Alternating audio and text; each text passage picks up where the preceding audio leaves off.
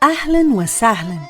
Welcome to the Oriental Café, a podcast where we will sit at the same table to explore the fascinating worlds of Egyptian dance, personal empowerment, and khalas, life. I'm your host, Joana Saahirah, world-renowned Oriental dancer, teacher, choreographer, and author, the creator of the pioneering Joana Saahirah's World and Joana Saahirah's Online Dance School. I will meet you at the Oriental Café every 2 weeks, alone or with a guest, sharing intimate yet universal conversations. In agreement or disagreement, we will create bridges and inspire each other, because the world is only one, and so is our human soul. Ready to fall in love? Yalla bina!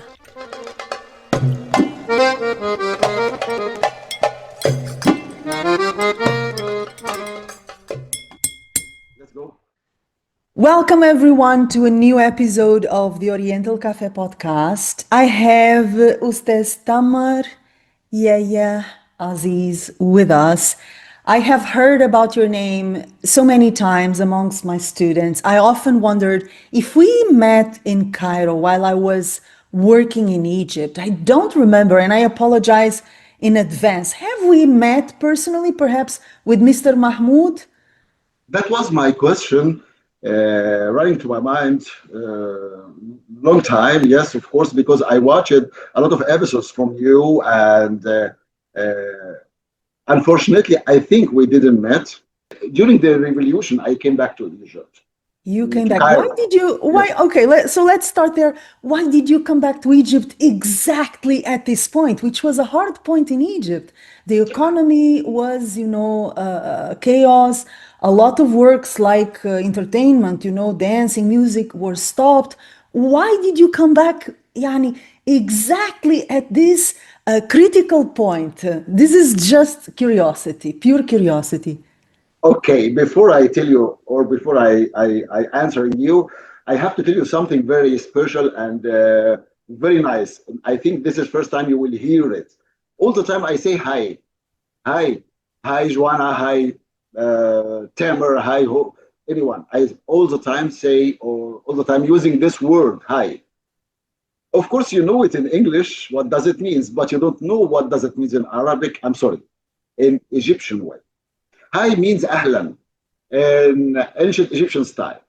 So for this reason, I'm using hi because I'm Egyptian. This is Okay, why. faithful to your ancient Egyptian pharaonic origins. Exactly, مش كده؟ exactly. Because I am a real Egyptian. I'm not Arabian. I'm Egyptian. This point of view pushed me to come back into Egypt because a lot of research I have to finish for ancient Egyptians dancing and of course the Egyptian folklore dance. My experience at this point was miss a lot of points which I need exactly to understand them quite well.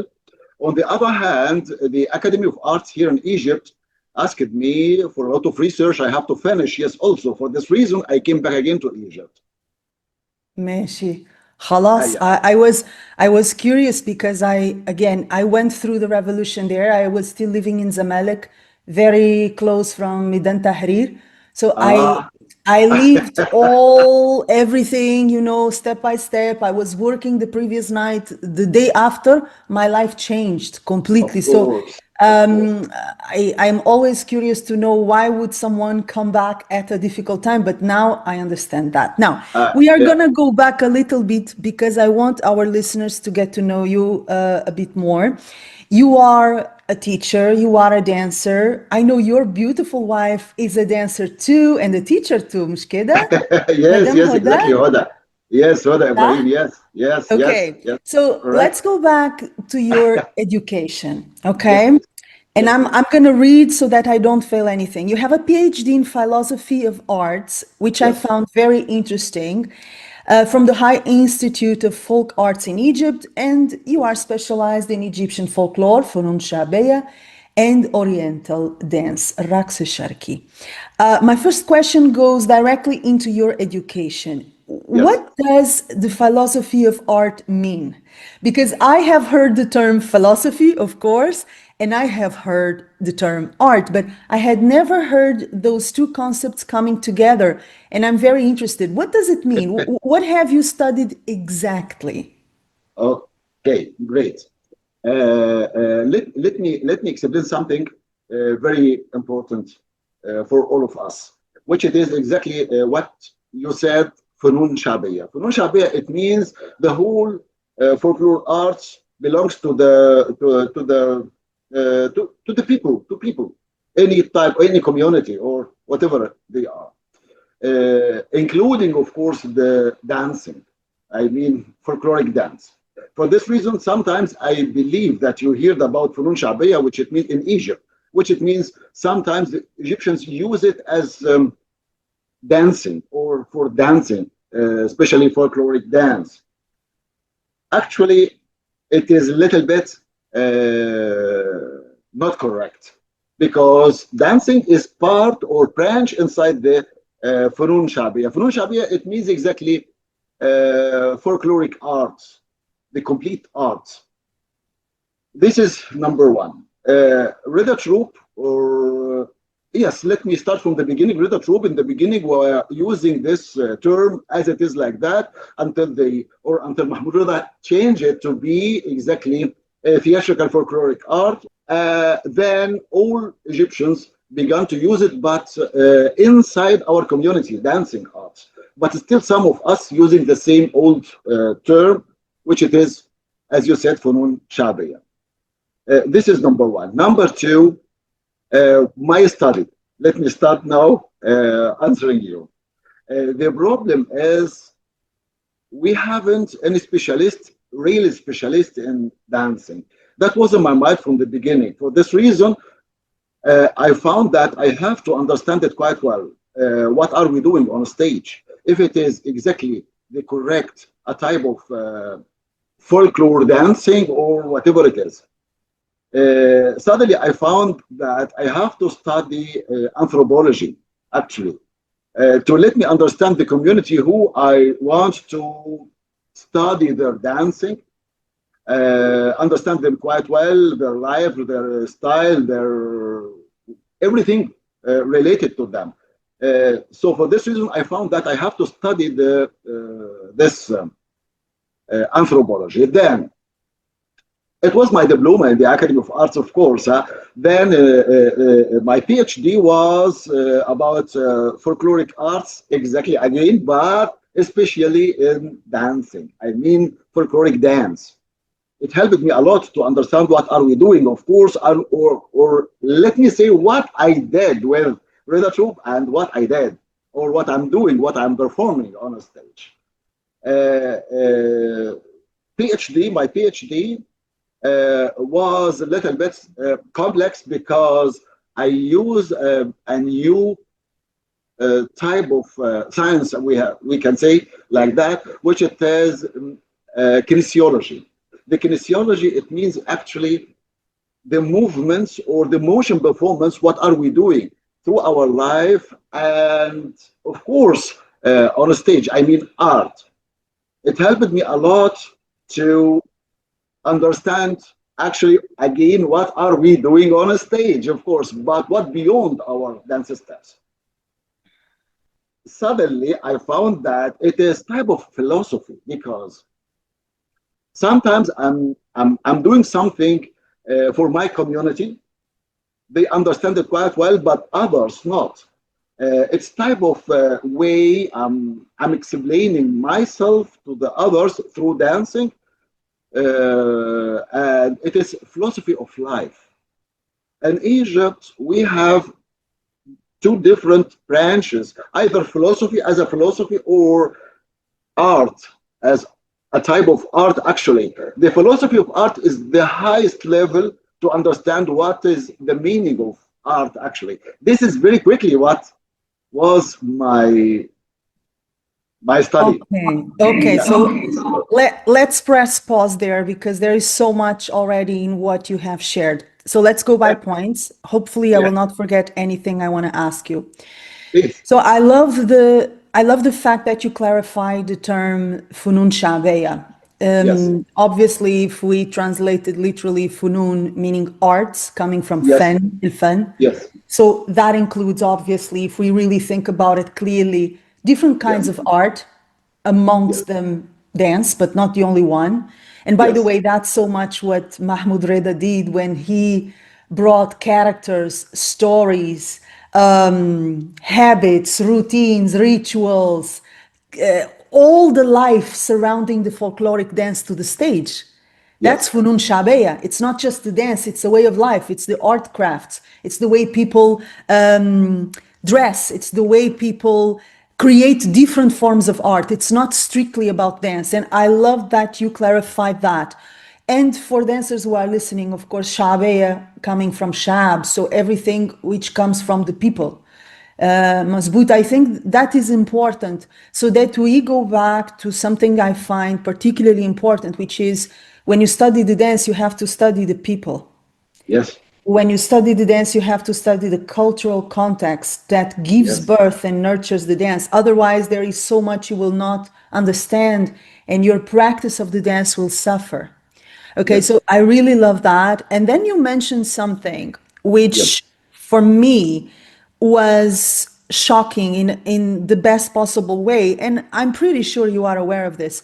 So, an Egyptian dancer studying the philosophy of dance and wanting to understand why people dance the way they do, that's very unique in Egypt because, as you all know way better than me, in Egypt, people just dance. Nobody wants to understand why. Yani, we just dance. Why? Why you're complicating, yeah, Mr. Tamer? Why complicate, yeah, yeah, right? Why complicate? We just dance, yalla bina. This impulse of wanting to understand the dance and why we do the things we do the way we do them is very unusual for an Egyptian dancer. And I'm saying this with all the love because I think that sometimes Westerners, let's generalize it this way, Westerners, we exaggerate on analyzing, understanding, thinking about it, complicating it, and then we miss the point, which is the feeling, the instinct, which Egyptians have so naturally. Mazbout. Step So by step, I will talk about the feeling with you because I studied you quite well. So I know exactly this is very deep question, but I'm sorry for yes, disturbing. Please, please, yes. please. So I'm just wondering from where did it come, this curiosity and this willingness to understand the dance of your country? Because that's very unique. That's my point. I've lived in Egypt during all those years and worked with Egyptians, and my life was totally immersed in the culture. I'm not the kind of person who puts myself aside. Because when I work and live in a country, especially a country like Egypt, which is a part of my blood, you know, it's a part of my soul. I don't want to live aside. I don't want to live as an observer. I want to be with the people and really understanding exactly what you mentioned, what they do and why they do it the way they do it. But for an Egyptian in the field of dance, that's very unusual. Because again, you don't find a lot of Egyptians wanting to even think about dance. Yani, مش حكاية. It's not a subject. It's not a subject. Why did you feel the need to understand an art form which is usually not a target of reflection? It's not something that Egyptians think about. They just do it. Mhm. Lee. That's correct. Why? I tell you, because of in your country, say that 7,000 years in your country. In our country, more than 14,000 years.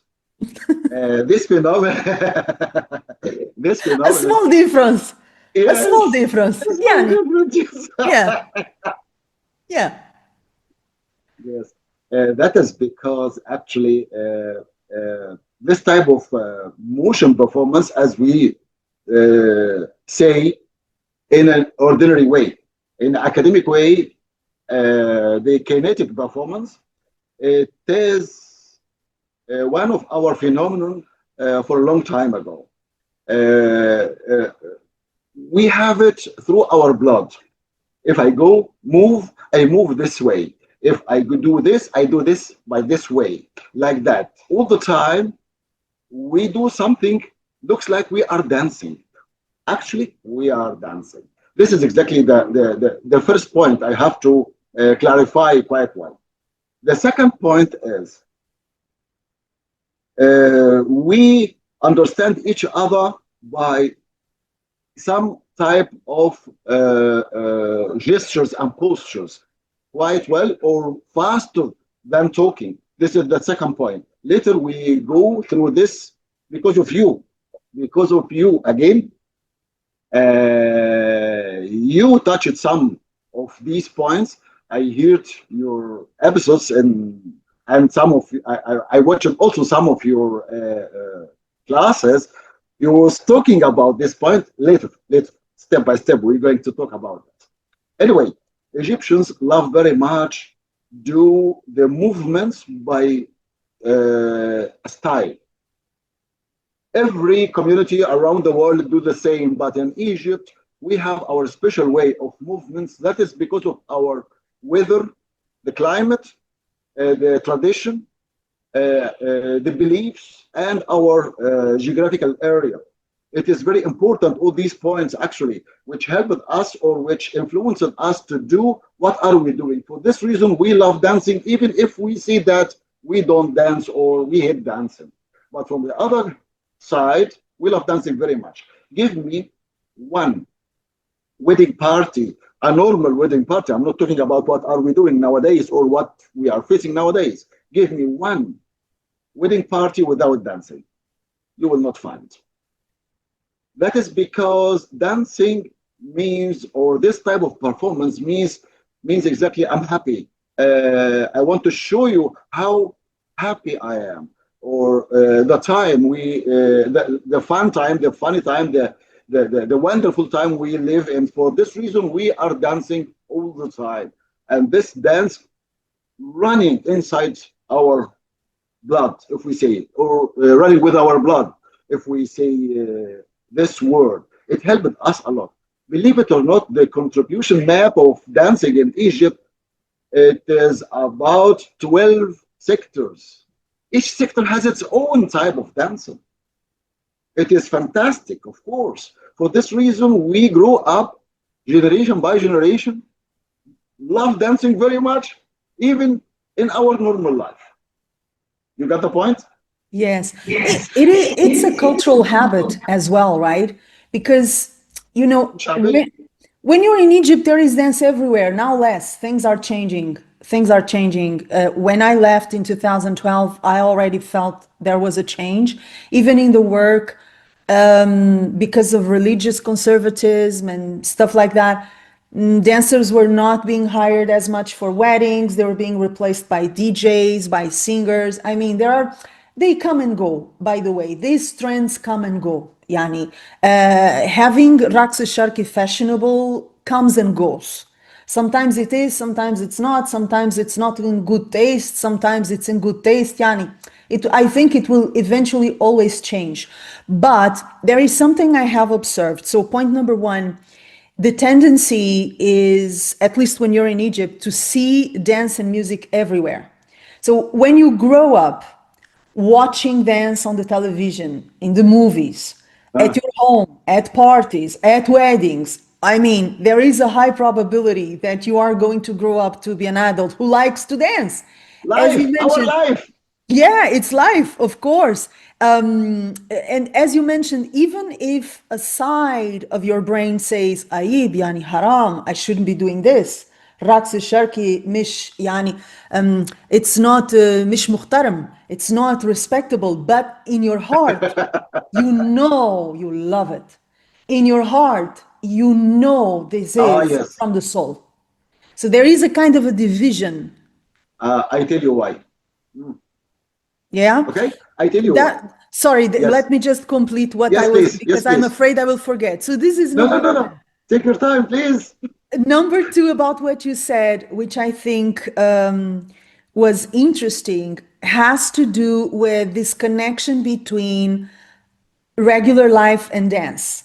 Like you mentioned, okay, we are dancing right now. Probably the ones who are listening to the episode are not going to understand what you mean. They say, what does he mean? We are dancing right now. We're just talking, right? but there is a connection between life and dance. There is a migration between one thing and the other, especially if we talk about Raqs al-Baladi, unadulterated, unmodernized, raw. There is so much that we use. Yalla, aywa keda, nam. So much that people use when they're talking, when they're living, that migrates into the dance.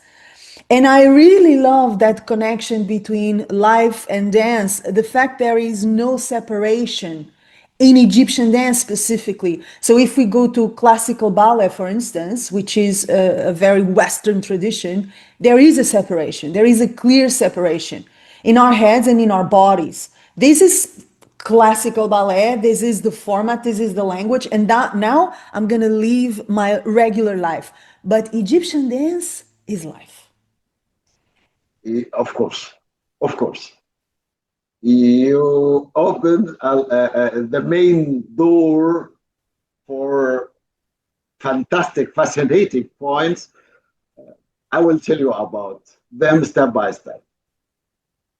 I'm so happy to hear all of these points, what you mentioned now, and I hope I can explain all because it is huge topic now in my mind. I want to explain much more about. Anyway, let's start first about what the difference between Arab people and Egyptians.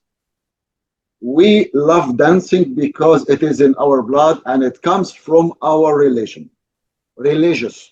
Let me tell you this. For this reason, all of us love dancing very much. I mean Egyptians. All of us love dancing very much. At the beginning of life, or let me say after beginning of life, after we appeared in this life, actually, we found that this type of movements can be or can help us to be much more close to what we believe, our God. Forgive me to tell you that only God, not gods. I'm not talking about Islam, Christians, or Jew. I'm talking about real Egyptian minds, our God, who lay beyond the sun, Ra. So all of us will be, and by the way, Netr, what they call it, God is, it's completely wrong because Netr in our minds, long ago, it is angels, or they are angels. The angels who they came from Ra, lay beyond the sun. For this reason, we have to move like this way to the God, our Ra God, to be close to Him, help us for a lot of things through our life. Step by step, this type of movements changed outside temples and became for the, let me say, the community of Egyptians or people who would love very much to do something like that. For this reason, when we go through any area in Egypt, I'm still talking about long time ago, we were doing this by this way to be close to the God, and on the other side, we are living our life like that. This movements or this phenomena came throughout history until this moment. Inside us, I mean, I'm talking about real Egyptians. On the other hand, nowadays, or not nowadays, I mean modern time, when we had the new religious, I'm going to start with Christianity in the beginning, then Islamic, to see what is, to explain what is the meaning of haram. The Christianity in Egypt was against what were we doing in the past, which it means exactly this is forbidden and this is bad, and we have to control ourselves on this way by this Christianity minds like that, which destroyed much more of our way of movements. Then quickly we jump again until around maybe let me say 800 years ago. A lot of people came from Asia with another mentality, another mind, another perspective, trying all the time to push us to their point of view, which it means exactly I have to be like that. It is bad to cry. For example, I have to be a man, and if I cry as a man, it means I am a weak and something like that. It is completely out of our minds as Egyptians. Every country has agriculture or culture, real culture. There is no big difference if men cry or women cry. But if I'm coming from desert it means raw, or it means something no green, so no real life. So all the time I'm looks like a stone. This is exactly the difference between us. As here in Egypt, we have feeling, we have fantasy, we have feeling, and them they have a lot of strong things like a stone, like a mountain, like that, never change for a long time. They tried all the time to push us to their minds, to their way of life, which destroyed our fantasy and our way of how I express my feeling to you or to front of you. Because now, a secret I have to tell you. What is the difference? It helped us to understand exactly what I'm talking about. What is the difference between music and songs in Egypt, or I'm sorry to say that, in Arab countries, including Egypt and Europe? In Egypt, we write poetry first, then we going to create our or composing this with the music. In Europe, in your country, you composing music, you create the music, then you write the poetry onto the music. Here is big difference. In Egypt, we create, or I'm sorry, again, because I'm Egyptian, so all the time I'm saying Egypt. In the Arab countries, they influenced us by this way. We were not same like what I'm talking now, long ago, but now we became the same. The Arab countries, people in Arab countries, they writing poetry in the beginning with music inside, a music tone inside in this words, then asking someone to create the music on it. Then we go dance on it. It is like that.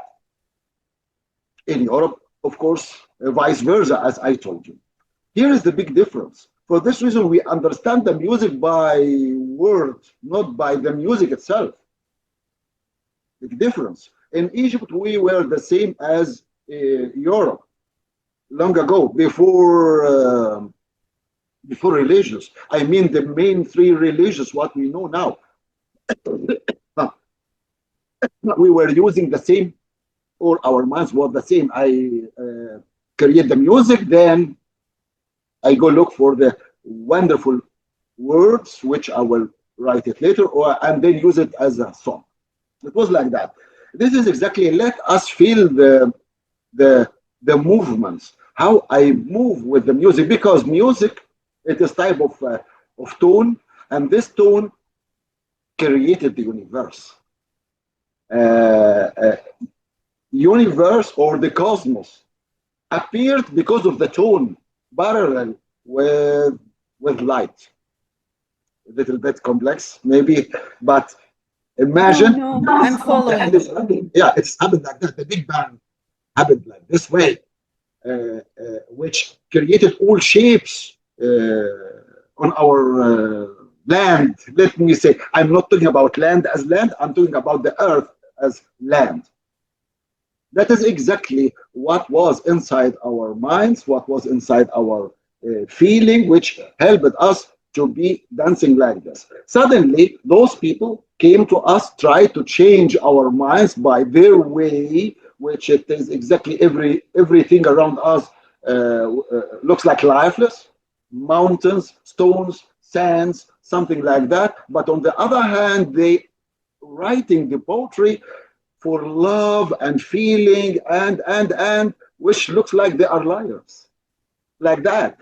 If you see or if you hear about any one of the wonderful long ago wonderful poem uh, poetry writers, or like that. He said that I am crying to see my lover, and I break the world with something like that, but he never cried. And he never do something like that because in his phenomena, it is type of weakness. In Egypt, not. So this is the big difference. When he came to us, or when they came to us, and they found that, and they knew that we have the feeling, we have the science, we have a lot of all of these wonderful points of life, they want to destroy us. Actually, for this reason, they destroyed also our feeling because of the Bedouin way, let me say, uh, they they go through. So 800 years ago, it began to change a little bit. I mean, Egyptian mentality changed a little bit because we are, as you know exactly, all of us, we know exactly the civilization grow up through our religions. I mean, all the religions. So we understand actually what is the meaning of religion. For this reason, they wanted to destroy this bad religious to be seen as their religious, which it is a strong and something like that. Mm-hmm. And of course, they hasn't all these types of science what was in Egypt, so they either stole something of them or destroyed the others to be seen as them, and they push us actually to be as one or equal to this religious, whatever it is. So, women move like this way in a street, for example, like to want to show the beauty of her body or to feel that she is beautiful. It is haram. Someone dancing, I mean, woman dancing in front of men, haram. Uh, uh, and so on and so on. It was like that. It began 800 years ago, something like that, until Muhammad Ali's era, or let me say little bit before Muhammad Ali's era, Ottoman's era. Actually, Ottoman's era were against Christianity and against anyone try to think seriously like that. They want to be a big empire, and this empire must be same as their mentality, their way, something like that. This is the fantasy of the empire everywhere around. I'm not talking especially about them, but it was like this way. So they try to push us inside their minds also, never go higher or never use our old science, what we had. So they destroyed us by this way. And the most important point, when they're going to invasion us, because they studied us quite well, by religious. So for this reason, they pushed us like this, and they tried to change us until Muhammad Ali's era, which it is another secret point. During this time of Muhammad Ali, he created type of law. So sorry to tell you that we're still using until this moment, which it means exactly if I am dancing like this way, a type of dancing, what we call it now belly dancing, because there is big difference between Oriental dancing and belly dancing. Anyway, I'm not against any one of them. I love them both. But the point is they were looking by the 60 way sub-action dance steps, which it is belly dancing. This is bad. Bad for whom? Bad for whom? That is because French campaign, when they when they came to Egypt, let me say entered Egypt, they were looking to the Egyptians, but their own way of thinking, their own way of phenomenon thinking, and this also destroyed us later, which led people everywhere around the world try to think the same or thinking the same as them. This is bad, this is haram.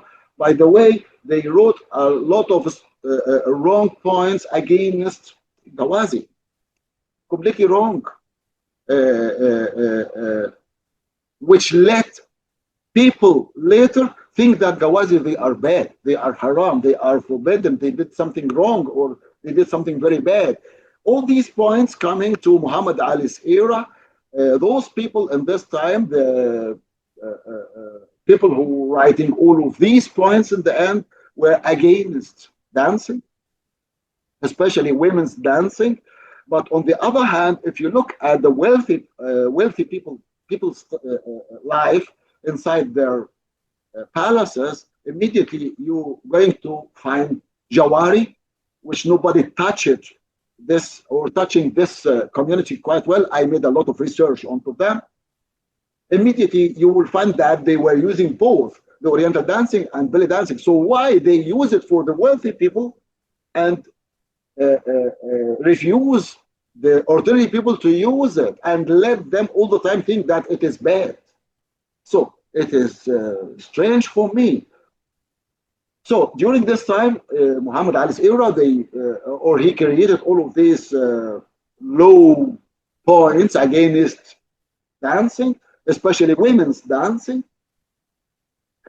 which we still use it until this moment. Suddenly, nowadays, a lot of writers, authors and writers, because of their psychic, or let me say that they wrote something because of these points which came through them throughout history to their minds against dancers who they want to show us the beauty of their bodies, which it is haram. Again, Islam said that and this. Some Christian people said that Christianity said that and said this too. Even in Jew also, if we go to Salome, but it is, I told you, it is big. It's a big subject. Yes. Yes. But anyway, let us talk about the haram now. Suddenly we found this actually like this way. They grew up with their families. I mean, these writers, all the high names, believe me, like that. So they found that it is fantastic to put some topics, some little points inside their story when they're going to write a story, talking about how she can destroy the family because she moved like this way. Men look at her and fell in love with her, forgot his wife or his family, and destroy his family, go to her, something like that. And step by step became like this way, which actually also, sorry to tell you that, the law, this type of law, is still the same until this moment. I tried a lot to explain that it is completely wrong, but I'm against a big community. It's difficult. Yeah. It's difficult. So, you know, this is a very big topic. I'm sorry to. No, thank you. I've been following you and everything you're sharing with us. Very interesting. But yeah, you touch so many points. Yes. Each point is a podcast episode in itself. Your question very. So when I signed my first contract in Egypt, I was taken by one of my closest musicians to the Ministry of Tourism. I was not sure why we were going there. I speak Arabic, but I don't read Arabic. So I learned how to speak from life, from work, from daily life, but I don't read it. So I needed someone who could read Arabic with me. So we went to the ministry. And I was handed a document. I was not sure what's that. I asked him, can you please translate? What am I doing here? I know I have to come here for the contract, but what is this paper and what am I supposed to sign? So it was a declaration that I would not wear suggestive clothing in my work. I would not do suggestive movement in my work. Yes, it's a legal paper that you have to sign, like for the vice police. They make sure that you sign a document saying you're responsible for not being sinful, let's call it sinful in your work. And I bursted laughing. I did not do it on purpose, okay? I often provoke without noticing I'm provoking just by reacting to the absurd of life. So I started laughing. The police officer who was there did not find it funny, as you can imagine. He asked, Yes. يعني إيه في You are a إيه fool. إيه مجنونة? Why she's Ah, ah, laughing يعني? This is not a ah, joke. What is funny about this? I don't understand. And I just thought, okay, really? Okay, I'm gonna sign this paper saying that I will not be a bad girl, Yani. Under Ah, it's a bad girl. So that's very much in line with what you have been sharing so far. You know, some things they remain throughout time. And one of the things that I have observed, and also coming from everything you just shared with us, is despite all the occupations, despite all the influences, despite all the attempts to change what Egyptians know in their soul to be a religious dance, they still carry it in their heart. One of the reasons why when you go to Egypt, you can still have a feeling of the soul of the dance and consequently of your own soul, it's because it's still in the genetics of Egyptians, that ancient religion. It's not gone. It's correct, not gone. And you can correct. feel it. You can feel it. It's something that you feel it in the air. It's still there. Lessa good, yani. It's not Yes, erased, not destroyed at all. That may have to be related with the Egyptians' adaptability. You know, it's such a sociable, adaptable culture, and that also means they can adapt to different influences and different pressures, but still remain the same. yes. And there is a dimension of Egyptian dance that I believe is connected to the heart. So we go back to the question of feeling, and the heart being connected with ancient Egypt, which was so focused on the heart and why the heart was important for enlightenment, for a spiritual connection, for a direct connection with God. That has not been forgotten. It's very much alive in Egyptian dance and in Egyptians. It's one of the reasons why I fell in love with Egypt, by the way, because I could feel it. You know, I know Why of I all didn't the meet you during this time you was here in Egypt? maybe I was, yes, absolutely. Oh, I'm not even gonna go there because if I start telling you about my first trips to Egypt and what happened, we will not leave. We will be recording for 2 weeks. So I'm not going to open that subject, but for sure, I was in Egypt long, long time ago, for sure.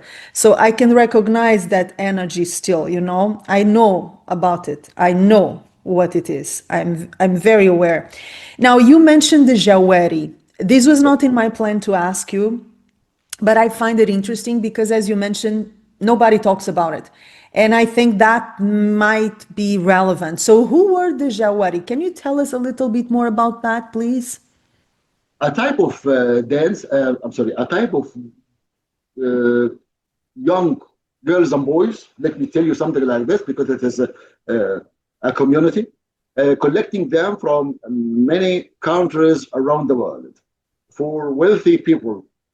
This community going to work inside the palaces of those wealthy people. And this time, long ago, there were no TVs, video, cinema, something like that. So part of this Jawari going to play music, singing, and dancing. Yes, actually, too. Those girls and boys divided into around 12 sectors. Each sector has its own way or have their own type of working inside palaces. Unfortunately, most of the dictionaries around the world uh, put or explain wrongly. Jawari means slaves. It is completely wrong. I'm so sorry to tell you this because they were not slaves as much as they were workers. And how they collecting them? Uh, some two or by two branches, two paths. One path is correct, and the other path was completely, or we hate it. All of us, of course. The second path can be the slaves actually, but the first path, which it was common around the Arab area, or let me say inside the Islamic empire in this time, was also before Islamic empire. Yes, also by the way. But what we found that, or let me say, all the resources I found clearly enough was during the Islamic Empire in this time. Those girls and boys, as I told you, around 12 branches. One of these branches was the Kiyan. They call it like that, strange word, even for us as Egyptians. Kiyan. These Kiyan were the entertainment girls, have some boys, yes, also dancing, playing music and songs inside these palaces. In this time or during this time, also those owners were hiring the best musicians and singers and also trainers to train them to do this entertainment inside their palaces. They paid a lot for these trainers, the composers, and they paid a lot for them to teach these girls in this time. So how we can say these girls were slaves? In the end, after these girls, one of these girls or these girls became older or whatever, they give them much more money. During this time, they are working inside these palaces. They give them money, costumes, jewelries, a lot of things like that. And when they want to retire, they give them much more money to stay, or they can have a great life when they leave the palace. So how can I say now slaves? Like that. So these Jawari, or this type, or this part, this branch, let me say, was the most important branch I have to study quite well to understand how these types of movements appeared in our life now. Suddenly I found, one of my researches also, suddenly I found that before classical ballet appeared, 200 years before classical ballet appeared, the base of the classical ballet came from these girls. When they created actually the Andalusian Muashahat dance. When I made a compare between the Andalusian Muashahat dance, the base of the Andalusian Muashahat dance, and the classical ballet dancing, suddenly I found the base or the seed of the classical ballet came from this point, from those girls. Fantastic, of course. So now how we can say slaves once more again? I can't say slaves. So anyway, this is the girls at this time, and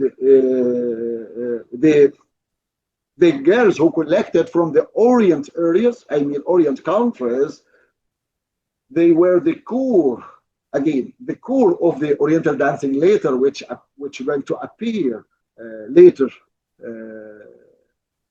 in our life. It was like that. But in belly dancing, this word or this term, belly dancing, it is new term. Maybe 200 years ago or something like that appeared on top of the surface of art. I mean, dance art. Yes, I know this, and I know exactly where, and a lot of stories about belly dancing term. But anyway, the belly dancing term, or this type of motion performance, kinetic performance, it was before.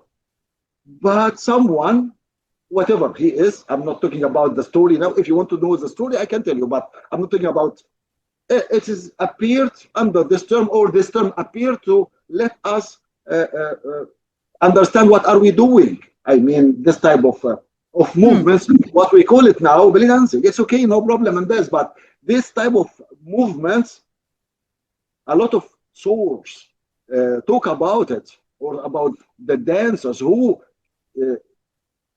perform it inside these palaces and outside these palaces for ordinary people too. So you mentioned, sorry to interrupt you, you mentioned yes, that belly dance is different from Oriental dance. And I'm sure a lot of listeners are going to wonder, what does Mr. Tamer mean by this? And before I ask you this question, do you think that using the term belly dance is a good thing for the dance, it's a bad thing for the dance, it's indifferent for the dance, does it harm, does it, because when you say belly dance, at least in most countries, there are fixed ideas associated with it, and they're usually not very elegant and uplifting.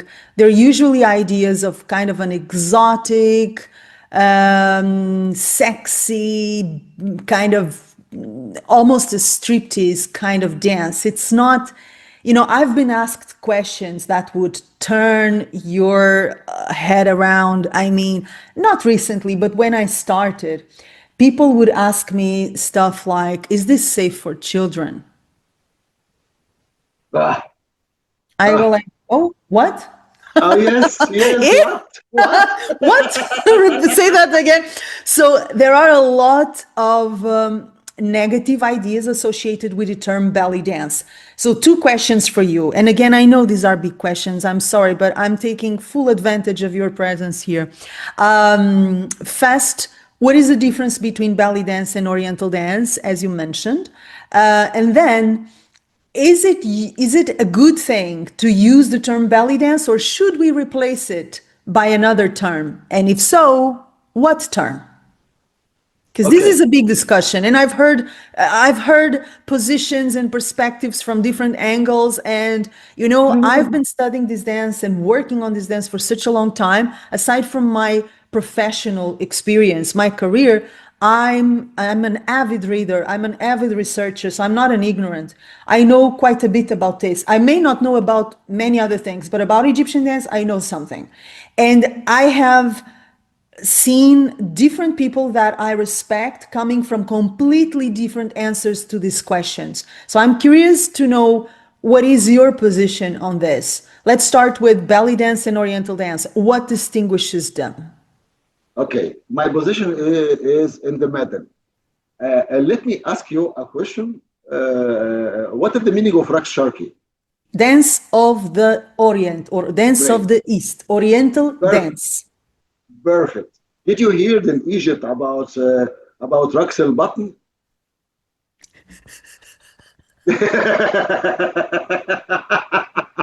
Did you hear any that type of La, dance? Any, alhamdulillah. No, I never heard that. that is exactly the meaning Okay, of now it. you have to explain our listeners what you just said. Ah, yes, Now of you will course. have Yes, to translate. I will not translate it. It's on you. oh my God. Now you have the hot potato in your hand. Deal with Oh. it. Unfortunately, suddenly, of course, this term appeared like that. I mean, belly dancing. In Egypt and most of the Arab countries, we say Raqs Sharqi or Raqs Sharqi means this type of movements, this type of motion performance. What are we doing? What all of us we know.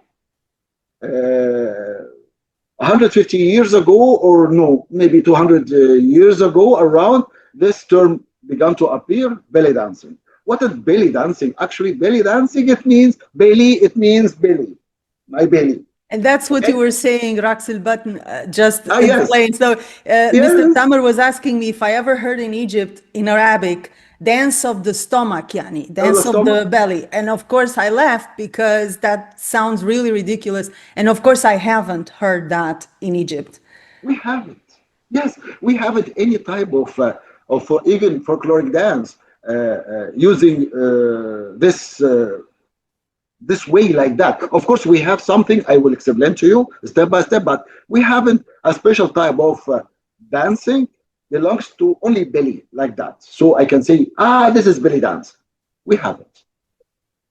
For a lot of reasons, but we haven't because, or for a lot of reasons. I will explain to you. But anyway, this is exactly what I'm talking about. So the Raqs Sharqi can have both the seduction dance steps and the normal dance steps. What are we doing? Both. What is the difference between both? Now, in academic way, we have to understand that Oriental dance, it comes from the Orient countries, and this type of choreographies collected or collecting many different types of dance movements belongs to all of these Orient areas inside this choreography. Of course, if I use these different types of dance movements belongs to this to all of these countries, it will be maybe a little bit boring because can you, Joanna, live without me? Of course not. Can I live without you? I mean, can male live without female or vice versa? Of course not.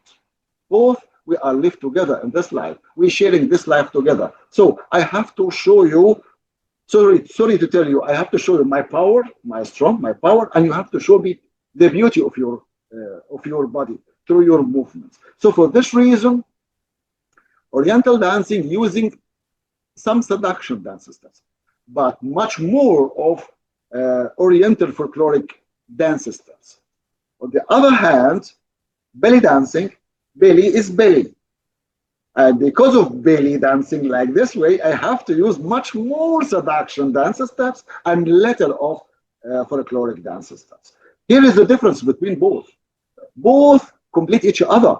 No one of them is bad, no one of them is good, something like that. Depends on to the mentality, to the minds, to the thought of people. So it is very important for both of us. Because I am illness, so all the time I see your body is haram, your body is bad, and I have to covering you like tent, and we can move together like that. That means I am strong, I'm a man. So suddenly I try all the time to hide your body like that. So for this reason, step by step, I found that I have to stop you using this movements in my country to say that this is my my way. I'm a man. Men destroyed a lot of things around the world. Women created and polished it and made a wonderful things around the world. This is a big difference between Oriental dancing and belly dancing. Yes. Something caught my attention. What do you mean exactly by seductive steps? I think I know what you mean, but you know, as a host, I always have to put myself in the shoes of whoever is listening. So I totally get what you mean, but it's important to clarify for our listeners. What do you mean by seductive steps? We have two main parts in your body. You have two main parts in your body: the chest part and the torso part.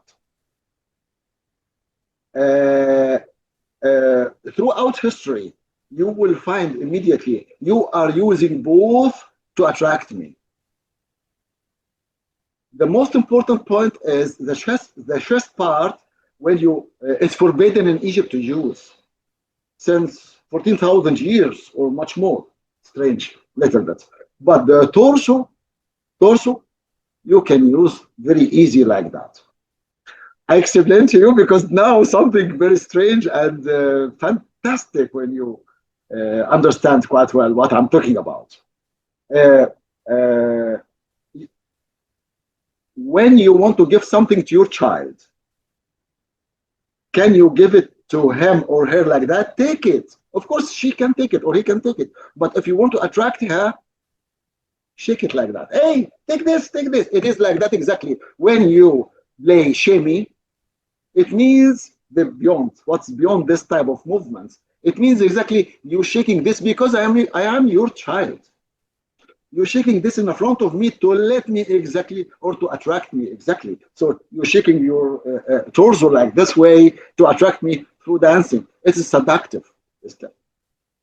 On the other hand, the chest shaking, it not belongs to Egypt because this area from ancient Egyptian time until this moment, but now everything changed. But anyway, let me tell you about the real Egyptians.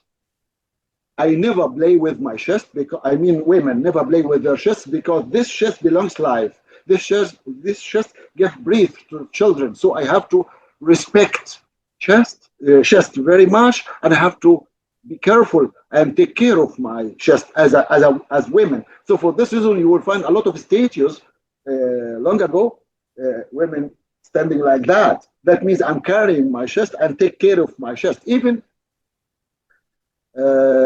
students long ago in Egypt, 60 years ago or something like that, 50 years ago, when they're going to, especially girls, when they're going to the schools or universities, sometimes they're carrying their books like that.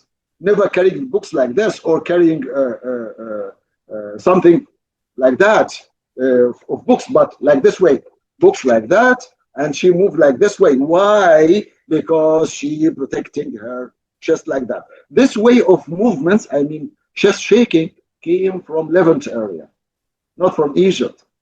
It belongs to them because of their way of movements. If you go analyze their dancing, especially Debka dance, immediately you will find them doing like that. Immediately you will find that they're just moving like this way. It's forbidden in Egypt. So this came from their area, Levant area, and West shaking, shemi as we say, came from Egypt. Why I said that? If we look at Bistet, the Neter Bistet, what you call it, or many scientists, archaeologists say goddess Bistet, which is completely wrong now. As I told you, Neter means angel.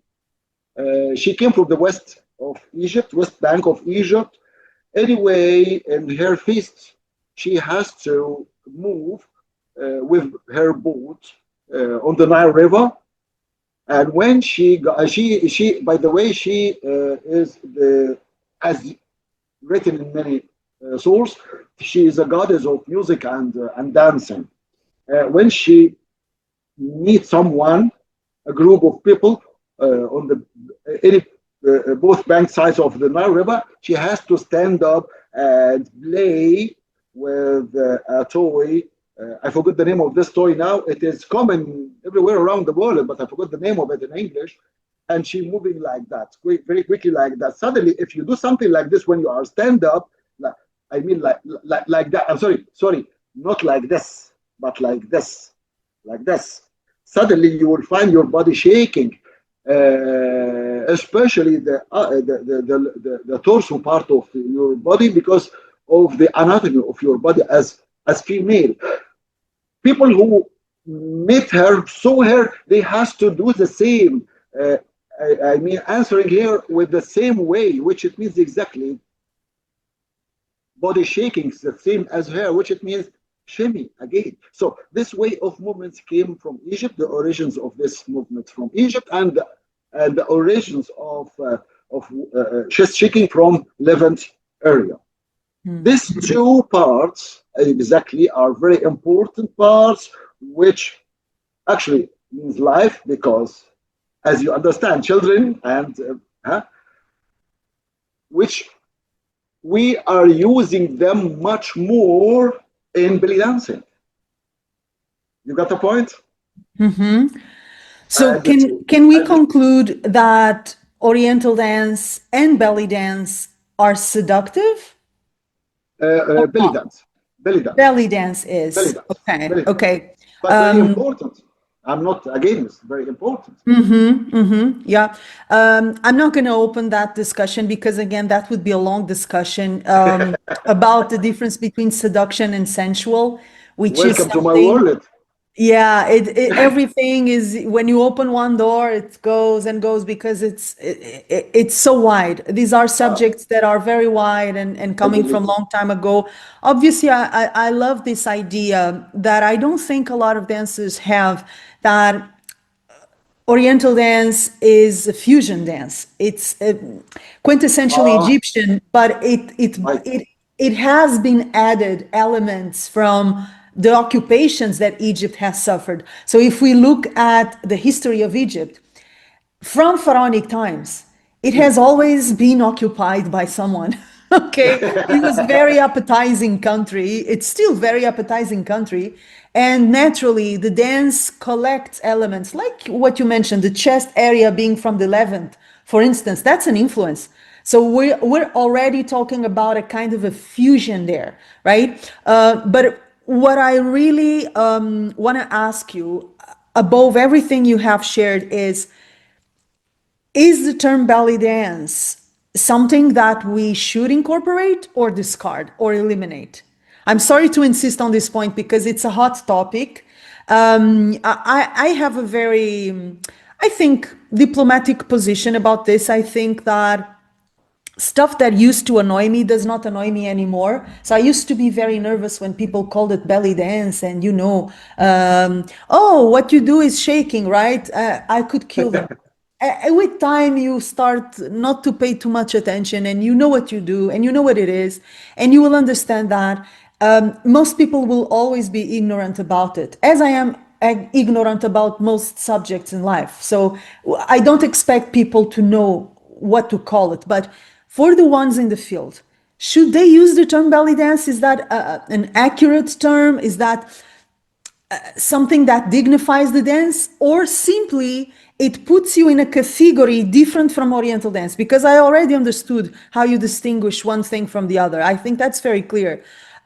When I say belly dance, I'm already inserting myself in a specific category that has nothing to do with Raqs Sharqi. مزبوط ولا مش مزبوط? Is that's your point, or?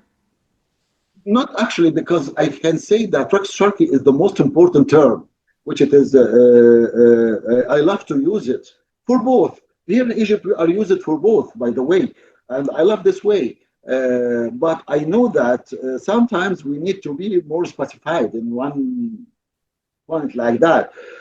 If we look at, you lived in Egypt, of course, and you know exactly the nightclubs and what is the meaning of nightclubs in Egypt.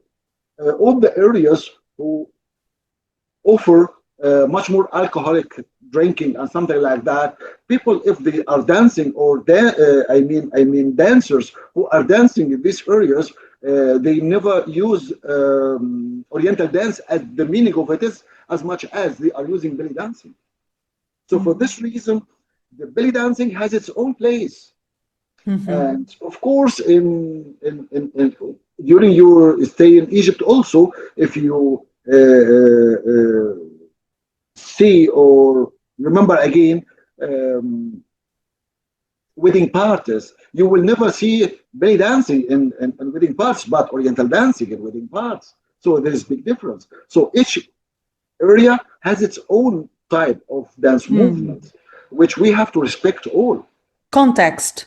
Yes, context. Yes, exactly. It is context, which it is very important to know exactly what are you doing. Sometimes people, especially foreigners, the opposite, or they do the opposite side, or they go to the negative side. Sometimes they do something in a wrong area or wrong place, which is completely also destroyed. What are they doing? So people in this time, because Egyptians are very sensitive, especially in dance.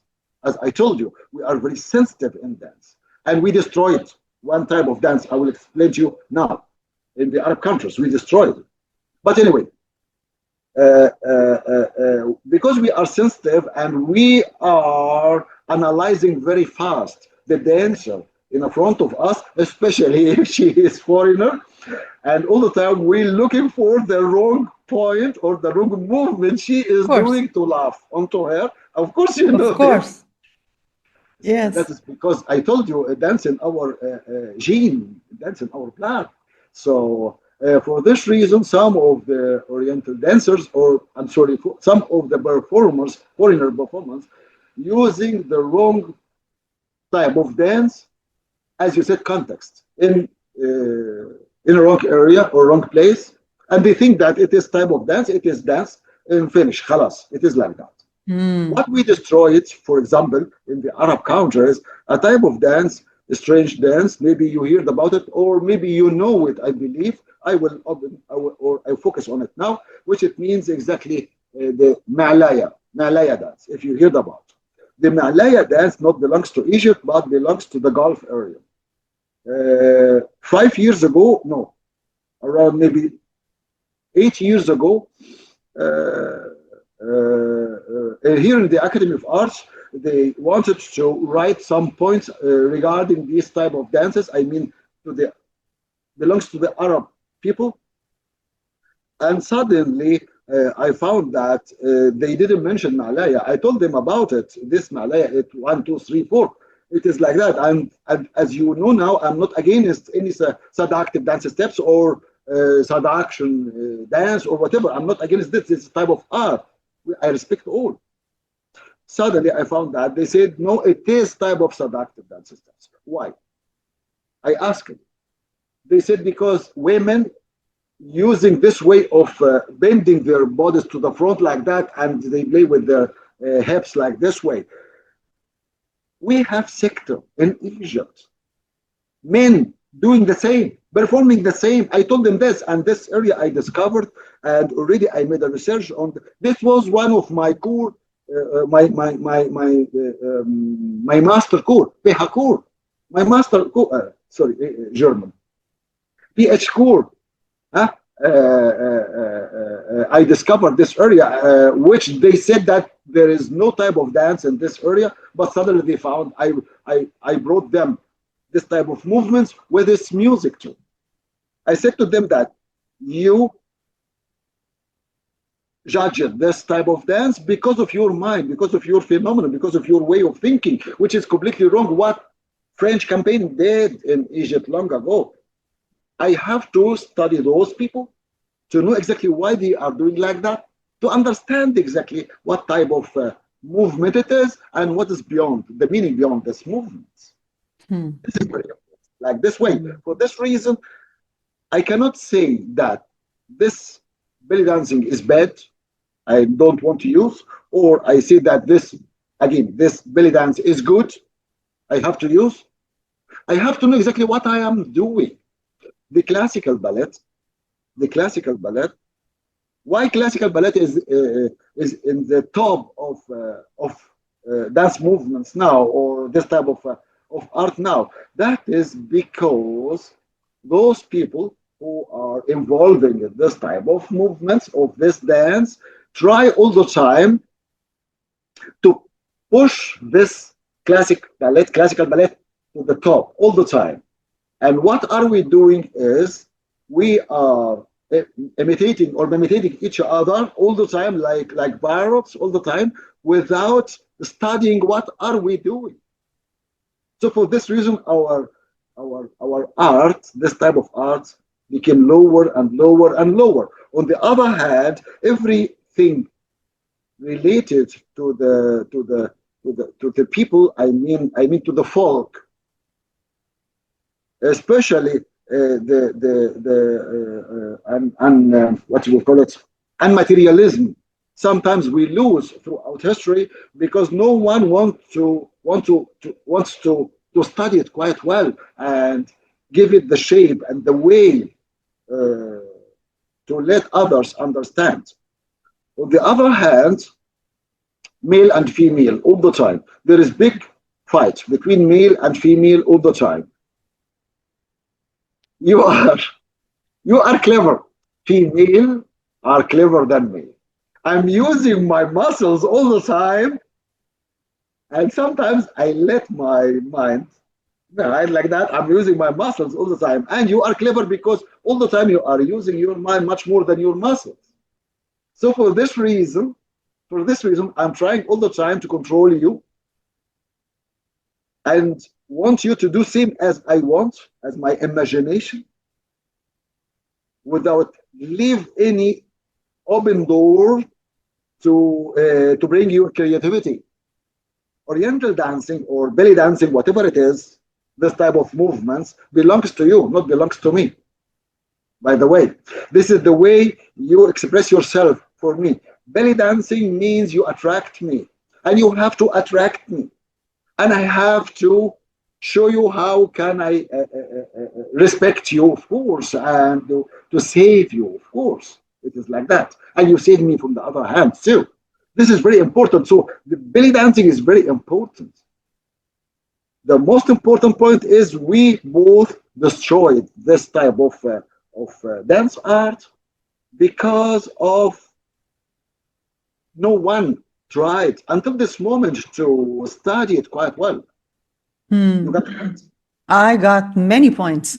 I'm not gonna bring out the questions I have in my mind. Otherwise, again, we would not stop recording for months. So I have to control myself because you are we can talking and we can do it two times. We can do it yeah, twice. yeah. We can do it once more You again will later. have to come back. Yeah, you'll have to come back because there is so much. I'm not gonna ask you because you touched a lot of polemic subjects. I don't know if you are aware of it. It's polemic for dancers to hear certain things, but I think it's important to hear it because it will make us think. And I remember that when I started going to Egypt, way before I moved to work, I wanted to know it in depth. So I'm a unicorn in many ways. I am a very weird person, okay? I'm not your average anything. So I want to go deep into things when I really love them. And I remember that I went to Scandaria, to Alexandria, to the library, the new one, obviously. And I was hopeful to find a lot of great books about Egyptian dance history by Egyptians, of course. I was so hopeful. I said, finally, I'm in Egypt. I am in the library, the great library of Alexandria, and I'm going to find a lot of material to research. So, mind you, I was still a beginner student, but again, and this goes from person to person. I did not want to know it superficially. I wanted to understand it. Why people do this, why they do it the way they do it, what does it mean, who does what where. I was very curious and I was hopeful to find all that information in Egypt, right? I mean, of course, nothing. Nothing. Yes, Nothing. I know why. Yes, Nothing. So yes, I yes. totally relate with what you are saying that one of the reasons why Oriental dance is not at the same level status wise like classical ballet, one of the different reasons is precisely because and all of us who are involved in it are to blame or to be responsible for. It has not been studied seriously as it should. It has not been also organized into a language that everyone recognizes. But even that will raise polemic because there are some dancers who argue we cannot create a system with Raqs Sharqi as we created for classical ballet because this is an organic dance, it's based on improvisation. The rules that apply to other dance forms do not apply to Oriental dance. I personally disagree. I think that by creating a language that everyone can understand and value and pass on, it would help to dignify the dance. But what do you think? Can we create, let's say, a pedagogy, a methodology, Of a course, technology, and would that help dignify the dance? of course, of course, of course. Let me tell you something. Uh, as you know, I was dancing with the result troupe. Unfortunately, we didn't meet in this time, and of course, my great teacher who taught me a lot of things to dance on stage, Mahmoud Reda, and I know exactly that we have in Egypt the most two important famous theatrical folkloric dance in Egypt, Reda and Qawmiya. Reda was first, then Qawmiya the second, and later we have, by the way, we have 306 dance groups in Egypt. I mean, folkloric dance groups in Egypt, 306. It's another story. But anyway, I danced with Reda Troupe, and I'm so glad that I'm lucky that Mahmoud Reda taught me a lot in Reda Troupe dancing. The most important question I asked him was big discussion between us and fight because I'm a fighter all the time, which pushed me in the end to study what I studied in the end. I was asking him about, do we have a system for understand dancing or study dancing like this way? And this time I was thinking that what are we doing on a stage? It is folkloric dance systems, which it was the end. Now I understand. Of course not. He told me why you ask, and it was a big discussion like this way, and he didn't give me a clear answer about this point. I have to study what he is doing, what he created, and. During this time, I met someone also was near to Mahmoud Reda, and this time long ago, in the beginning of Reda Troop appeared a professor. I'm so glad that I studied with her. She was my professor, by the way, but not in PhD, in my college. And suddenly I discovered something very important. She created already a system for dancing, Oriental dance. I already have the source.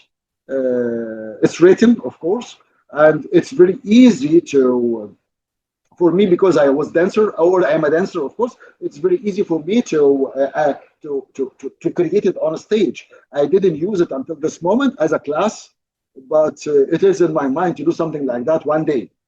Anyway, we have the system, and it's very important for anything to be clear to create a system for this. What are we doing? So it is very easy like that. The most important point is what I found. We haven't acknowledgement, a complete acknowledgement for what are we doing. We are imitating each other most of the time, and this is killing me because if you did something good and I'm going to imitate you, and maybe I made it wrong, and suddenly I give it to someone else, it will be wrong and wrong and wrong until be like this way.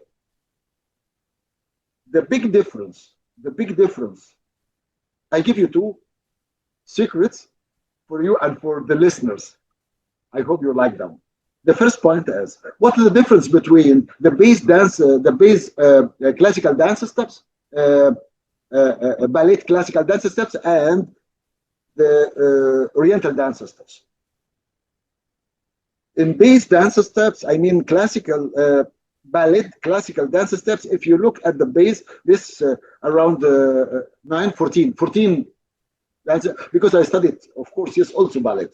If you look at the difference between both, you will find that all the base classical dance steps looks like stages without life.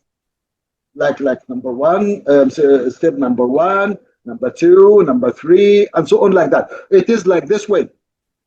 In Oriental dancing, completely different, which it is I move through my base dance steps, and sometimes I'm using my like this. I don't remember this in English. This Organic? excuse me. Organic? Yes, it comes throughout history. We have a lot of paintings around the walls or inside temples here in Egypt for something like that. Explain how those people long ago were using these movements like this way.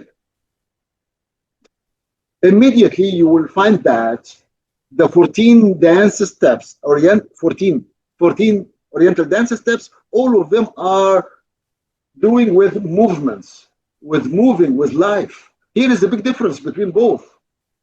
For this reason, if you want to study the Oriental dance in the correct way, you have to study these movements by motion performance, not by standing up like that or doing like this way or up or like that.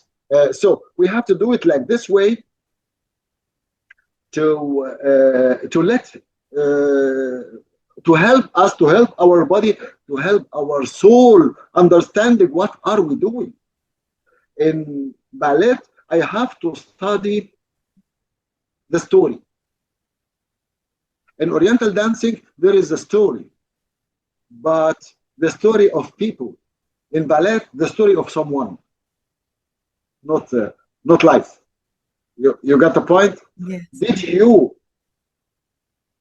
watch it or saw Oriental dance or folkloric dance belongs to the future? No, never, never. But in ballet, yes, you can. But why? Because it is a written story, and I have to give you the pamphlet to understand exactly what those people are going to do or those dancers are going to do. So the story you have to study first, then you go watch, and your mind will go work to see exactly it is the same or not. But in Oriental dancing, I touch your soul immediately like that. Beautiful, I touch your beautiful. soul. And unfortunately, I agree with you that dancers are dancing like each other. They're like copies of copies of copies, but that also has to do with the fact that in most cases, dancers are not taught that Oriental dance is a language, loha. It's a Ah, language. So you ah, have to learn the language and then speak your way.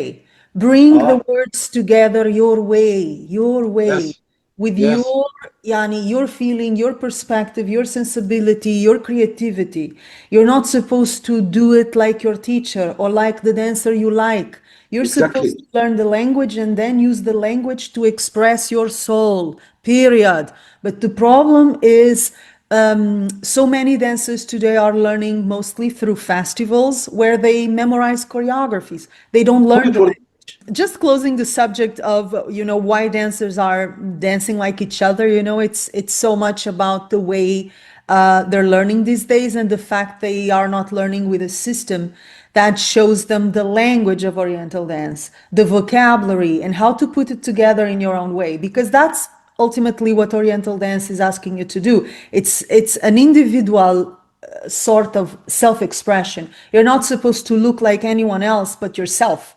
And that is not happening at all because everyone seems to be memorizing choreographies, but they're not learning how to dance. mm, And there is a difference between memorizing choreographies and mm. learning how to dance. There is a huge, Quite huge well. difference. Yeah.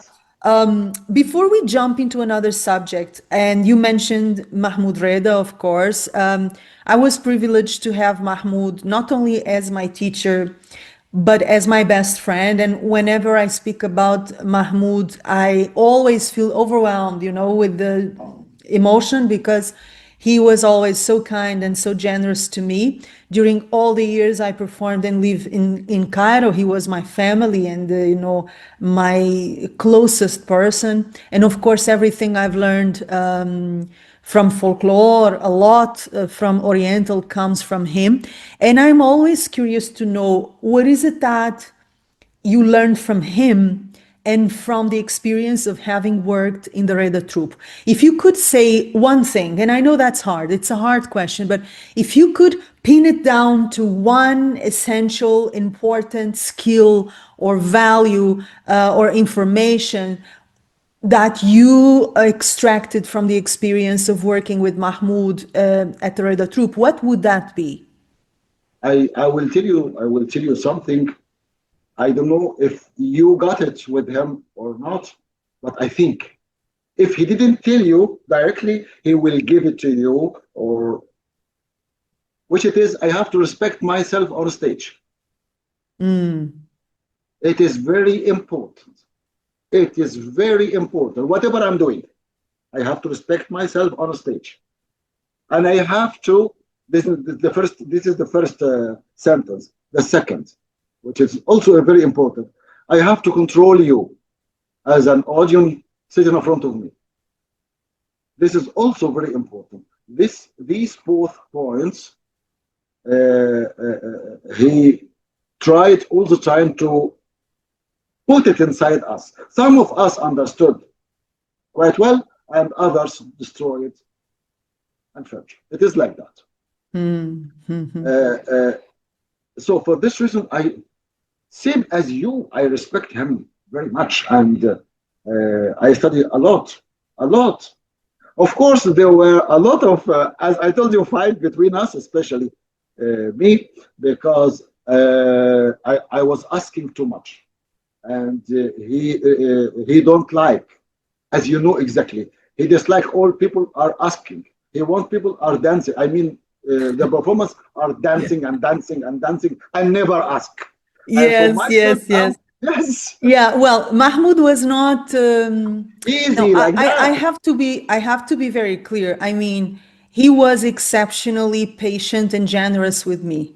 Yes, And I know he was not like that with everyone because I saw him teaching other people and I taught with him in Egypt and outside of Egypt. So I know how he's or how he was with other people. But He was exceptionally patient with me, to the point that sometimes I asked, "Why, my God, you're being so kind to me?" And I know he's not like that with everyone. So that's point number one. Point number two, he liked to dance. He did not particularly like to speak about dance.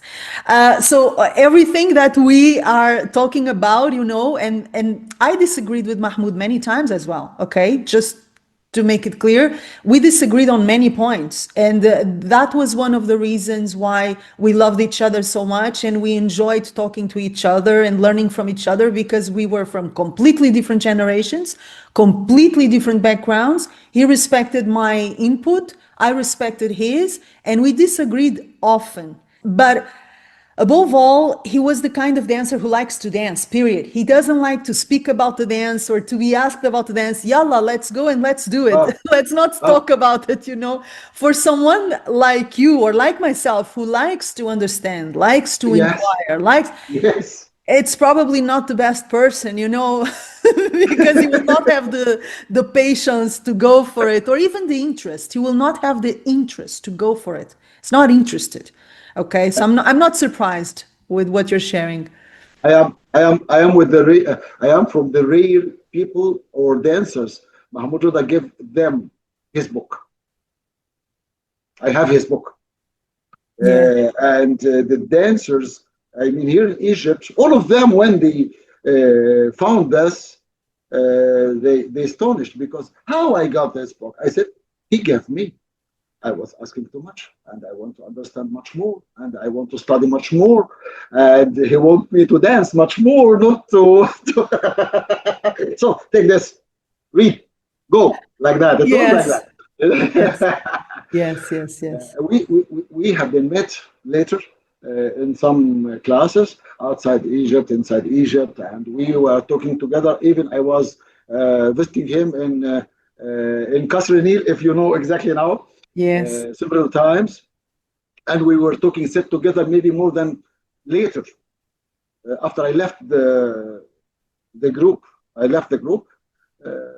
Then later we were sit together and we were talking about a lot of things. I studied from him a lot of things, of course. But the main point is the academic way was very difficult for Mahmoud Reda. I have to tell you this, because he is practically much more than academically or theoretically. This is very important, and that was also the problem between him and the professor who I told you about her during our conversation today. She is academically thinking theoretically much more than practically, but she created a wonderful uh, type of or style of dancing. During this time, Mahmoud Reda was with her, and this time, or she was with him, and this time, both of them, and this time, long ago. So for this reason, I'm lucky that I studied practically from him and theoretically from her, and both of them completed my mind to understand what are we doing or what I am doing later through my research, even in my dancing on stage, yes, also. Mm, This is very important point, because my questions most of the time, why? And why means too much time for Mahmoud Reda to explain to me. Not why, do. It was like exactly. that. Yeah. Yeah. And yes, and sometimes I feel why I'm jumping like this. I have to understand.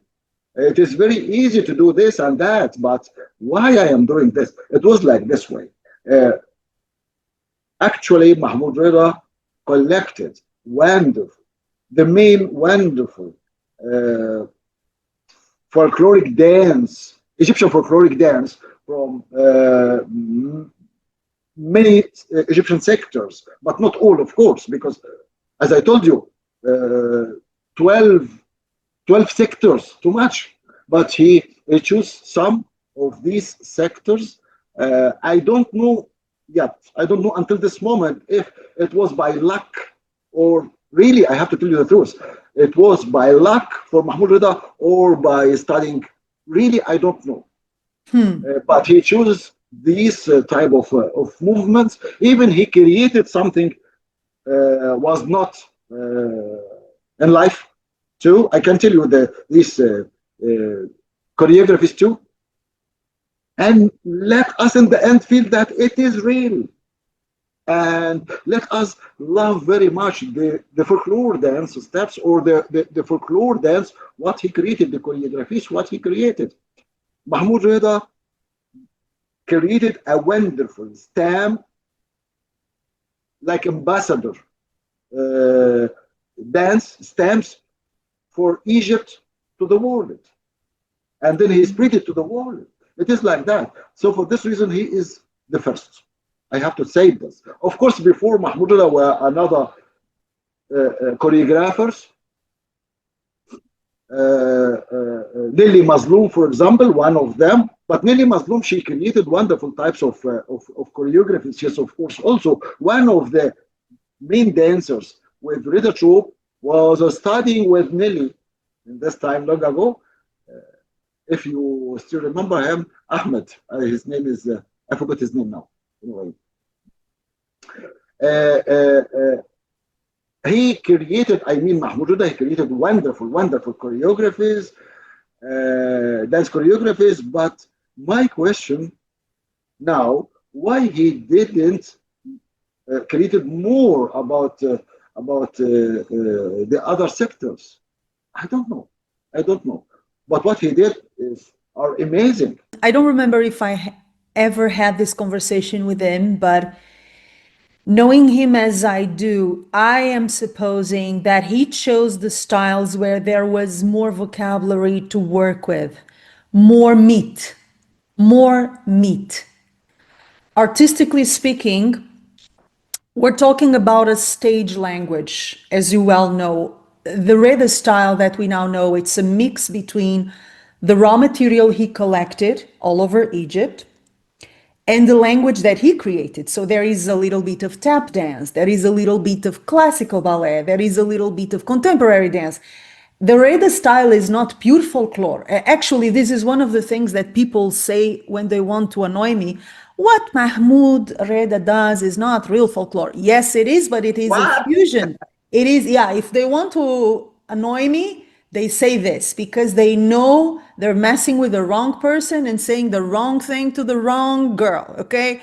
Now, I do know, I am fully aware that what Mahmoud Reda created was a language of his own. It's a mix between different influences, but coming from the raw material he collected in different folkloric contexts. Okay? Now, the thing is, point number one, he liked dancers who dance. For him, dancers dance, period. They don't ask questions. That's very clear, okay? So that was not a problem with you specifically. He truly believed that if you're a dancer, you're dancing. You're not reading about dance, you're not talking about dance, you are dancing. That's what dancers do. Point number one. Point number two, more than creating choreographies, he created scenes from Egypt and characters that people could recognize. And that, I believe, the combination between the language he created, the characters, the stories, the situations, the mannerisms, a combination of different details that made his work so successful and made Egyptians from all over Egypt say, yes, I recognize myself. Yes, I see that's a Bedouin camp. Yes, I see that's Tahtib. Yes, I see this is Nubian. Yes, I see myself in this, because it's more than just a choreography.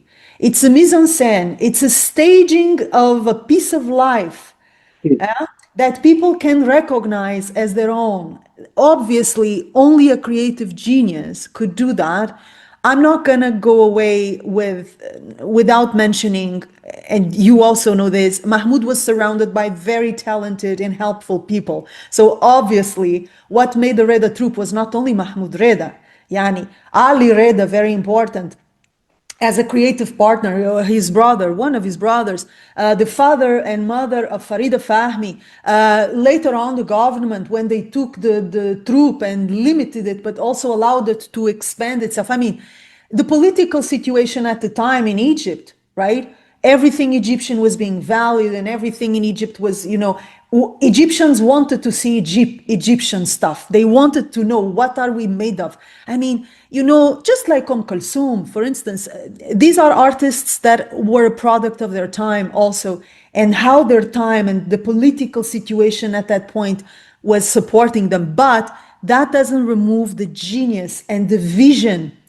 that is necessary to make a revolution of the kind that Mahmoud Reda pulled off. And I'm not saying this because I love him and he was my best friend. I'm saying this because objectively, I'm a professional dancer who danced all my life, and I know a genius when I see one. Absolute work of genius. And, one of the proofs is how many amazing dancers and teachers came from the Reda troupe, including yourself, right? It's not by chance. It was Egyptian dance history in the making, and I can only hope another genius, not only another genius, another genius who is willing to do the work and sacrifice his life. Because sometimes you have the genius, but you say, nah, this is too much work. Nah, I'm gonna have to sacrifice all my life for this. I'm not in the mood for this. Okay, and Mahmoud lived for the Reda troupe, as you know. He lived for this dream. Oh, Everything else came second place. Everything oh, else. yes, yes, that's true. That's true. One point, I agree with you 100% what you said. But one point you didn't mention, which surprised me, I was waiting you to say, because I believe you are doing and you believe it. So why you forgot, which it is feeling. You know what is the difference between Rida and Qawmiya troop? Feeling. It's very strange. Wallahi, I did not Oh, know. Allah. Feeling, the feeling. You always talking about feeling, and I watched your dancing actually, and I fell in love with your way of movement. Believe me. I mean, I watch it in YouTube, huh? Ah, okay, okay. And I asked myself why I didn't meet you, why I haven't time to meet you here, because I'm crazy about dancing and I love dancing very much. And everyone, I found her wonderful dancer. I go to her immediately and we become friends and we talk about dancing. It is like that. I'm like this. So why I didn't meet you when I saw your dancing? Wow, beautiful, like this, feeling. The big difference between Rida and Qawmiya troop is feeling, which it is Egyptian feeling or European or foreigner feeling. Here is the main point. Mahmoud Reda, when this is my analysis about his dancing now after studying all of this.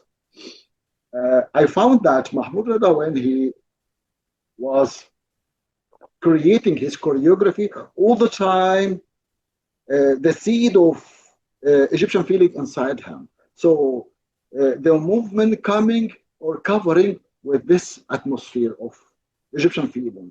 So he spread it very quickly, or it is very quickly went to the people, the audience, which they translated faster than in Qawmiya troop. Of course, Qawmiya troop they created wonderful choreographies, but with the flavor of Russian dance, power, muscles, strong. Of course, we need to have power and muscles through our dancing. We use it, but not by this way. Fast dancing.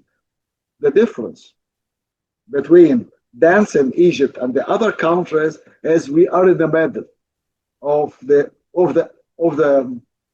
the globe, let me say. So this influence, this phenomenon influence not, it's not phenomenon, it is origin.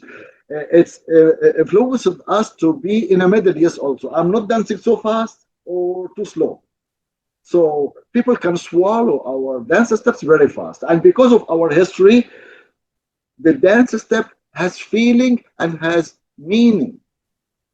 Very easy, very fast to translate it to your mind.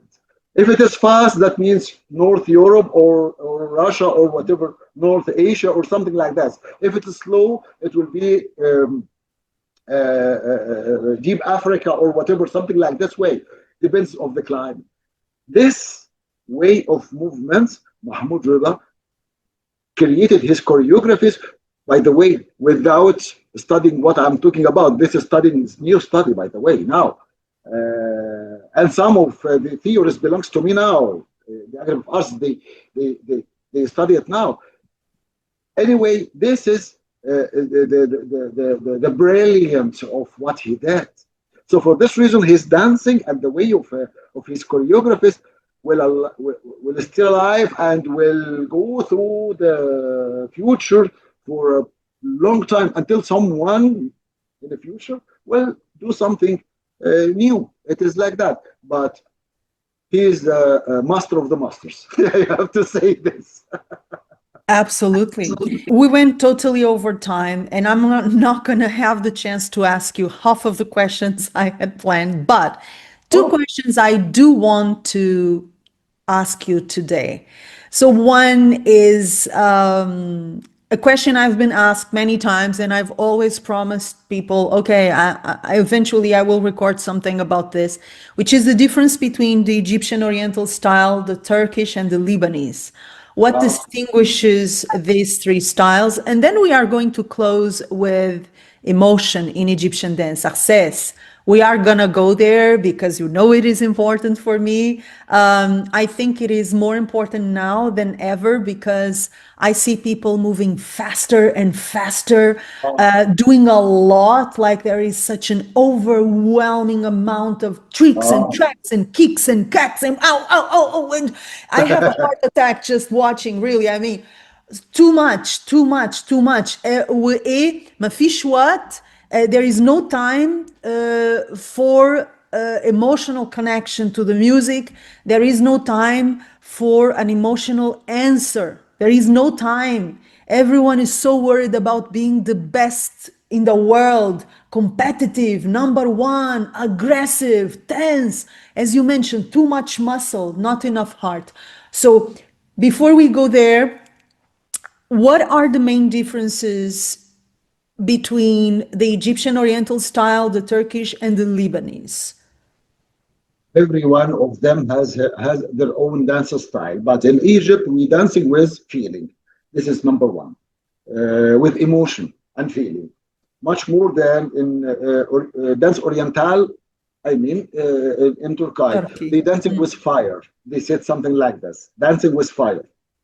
It is like that, which is completely different than in Levant area. I mean, Syria, Lebanon, and this area, Levant area, because they are dancing for entertainment, much more entertainment.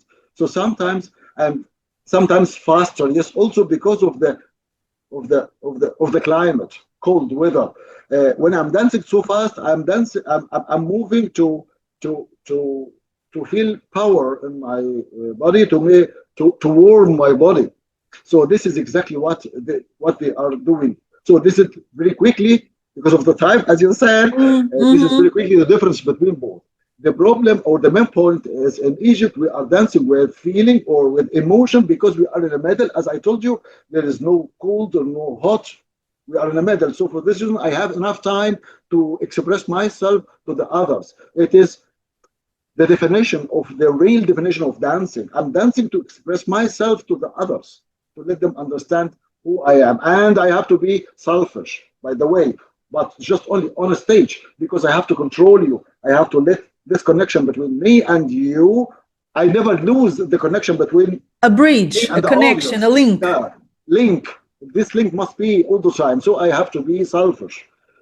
But just only on a stage. When I go back or when I go out of the stage, I have to be normal, equal with the others once more again. This is also an important point. And what about emotion? Is that important in Oriental dance? How Of important course, is that? of course, it's very important because big mistake and big lie, and I believe you heard about and you was inside without notice, which it is the rhythm is very important. I mean, the tabla is very important. You have to study dancing with tabla. Of course, you have to study dancing with tabla first. Dance steps with tabla first, but don't use it most of the time. The most important point is you have to understand the makams, not the tabla. Tabla, it means dum and tak, finished. Big Bang began with dum and tak, finished. Dum, boom, and finished. So if you using boom all the time, that means you will stay all the time like this way. So you have to understand the makams. I'm not talking about study makams by the meaning of name of makams as much as understand the feeling of makams. Sometimes we have a cry makam, a funny makam, a loving makam, and whatever, so on and so on and so on, like that. You have to translate this on a stage when you're going to dance on stage. Mm. In addition, you have to understand the meaning beyond the words. What you are using, I'm sorry, what the singer using through their dancing is also to translate it. Dancing is I'm writing poetry on air. I'm writing poetry on air. So how can I can write my poetry like this way without understanding what I'm doing? Is it by dum and tak? No, of course not. 99% of dancers, or let me say the drummers, uh, wrongly, because their voice are very high like that, they think that they are stronger enough than the others, so they try to control dancers by this way, but it is completely wrong. The good dancer, who she can dance, who she can move inside the rhythm. But we have many different types of rhythms. We have the rhythm, the normal rhythm coming from the tabla player. We have another rhythm coming from music and another rhythm coming from song. Which one you're going to use? The best one, the perfect one, the expert one, she will use the three. And still one more, which it is my inner rhythm when I'm going to use symbols. Difficult. Mm-hmm. Something new, I know, huh? Difficult. It is like that. So for this reason, you have to focusing on to all of these to study all of these right well, all of these different types of rhythms right well to be a perfect and expert dancer. All these rhythms created your emotion. Now I'm happy. So I'm doing this. So I have to show you how I am happy because here is my window. You can watch me. You can watch my soul through my face, not my Yes, body. of And course. my body complete my meaning. So here is you read me, and this is complete my feeling to you. So I'm happy now, but I'm sad. I know I'm serious like that, or I'm sad, or I hate you, or whatever. It is like that. How to create this emotion on Doom and Tak? It is with the rhythms coming from the music and songs if we have lyrics or understanding the lyrics. So the Mm. emotions are very important, especially in Oriental dance, Yeah.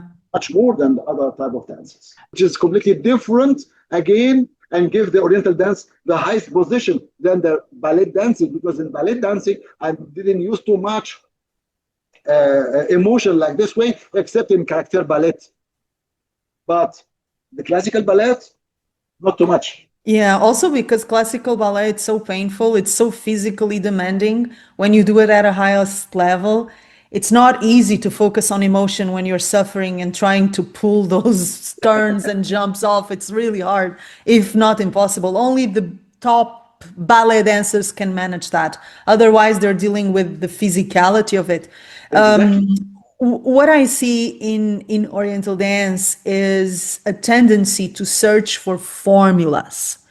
So I've been asked by dancers many times, but how do I feel? Give me a formula, give me a step by step.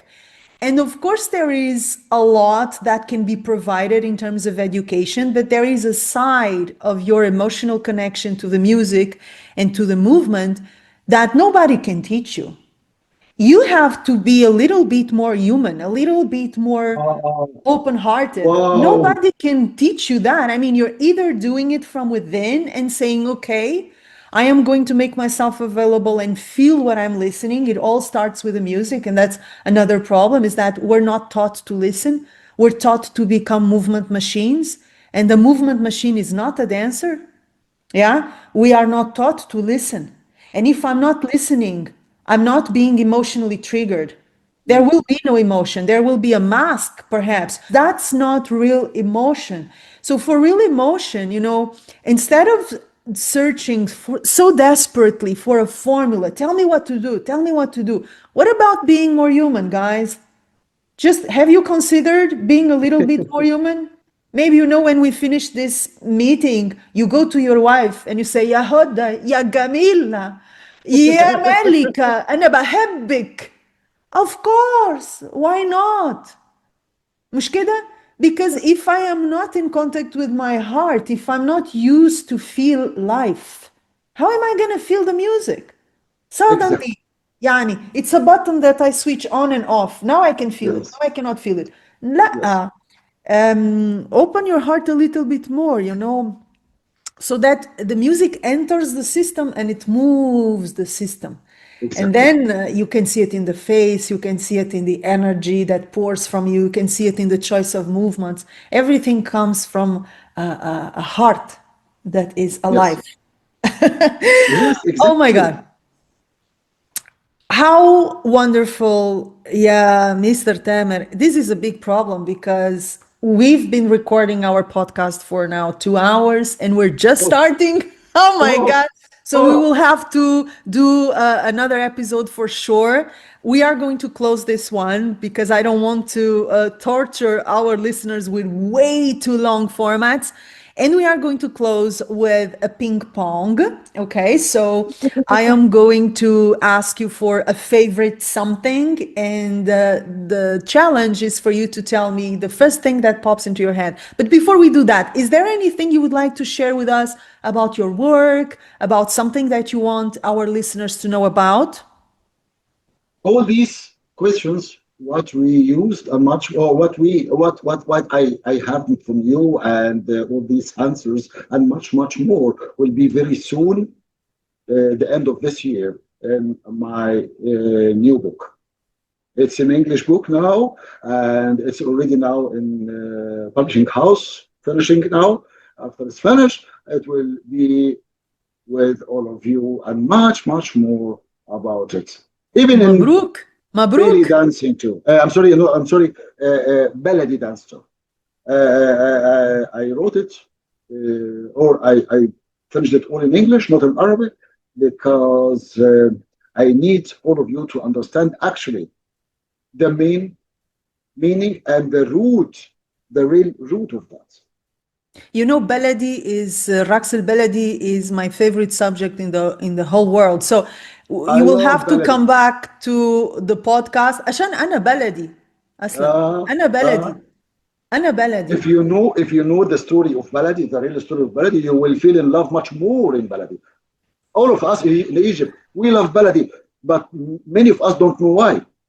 I know the root because I made also a lot of research regarding this Baladi dance to It's understand it, how it comes in. yeah, the magical word. Oh Why? yeah, wow, wow, Why? why, Why? why? Mm.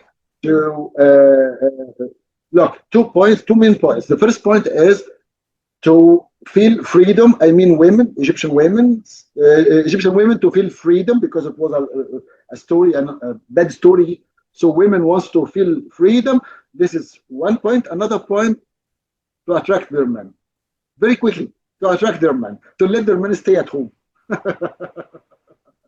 Okay. Okay, you will have to come back and tell us about the book. I cannot wait. I will be the first one to read it. You are very خلاص welcome. بقى. The خلاص first حاضر. one to read it. I'm very happy for you and very happy Thank for myself because I love a good new resource, and you will have to come back and tell us about the book for sure. We're gonna absolutely 100% we're gonna talk about your book. Now we My can jump pleasure. into the ping pong. Yes, Yes. Your favorite word, dancing, favorite feeling, love, favorite food, homa, lobster, lobster. I seafood, thought you were seafood. gonna say ملوخية. No, no, no, seafood, Because I seafood. miss mulukhaya. Okay, I Oh, was please, projecting. please. Next time you come to Egypt, you are very welcome home. This is your home here, our home. Allah. And you will test molokhia. You will never test like it, like this molokhia in anywhere else. Mahshi? Hoda is cooking very well. Hoda is wonderful cooker. ومحشي. Of course, mahshi too. Whoa. Yesterday I was eating mahshi. What a ainab, huh? You know what a ainab and mahshi. I love. Oh Yesterday, God. uh, Oh, I miss it. Favorite music? Om Kolthoum. Tell me one song that you love particularly. فكروني. فكروني ازاي إيه، وانا نسيتك. لا لا لا لا Oh لا. my God. Ah, yes, of course. If you know, you know. Om Kulthum is something else. Favorite place? Favorite place. Favorite place. Wow. I never put this in my mind. Favorite place. Uh, oh, a lot of places. A lot of places. Favorite place. A lot of places around the world, and not only in Egypt. But let me tell you, strange. Braunschweig, Germany. In Germany. Yes, Okay, Braunschweig. okay. Mm-hmm. Braunschweig. All right. One wish for yourself. One wish for myself to reach the truth The truth? of About what? dancing. Dancing. Ah, okay. One wish for the world.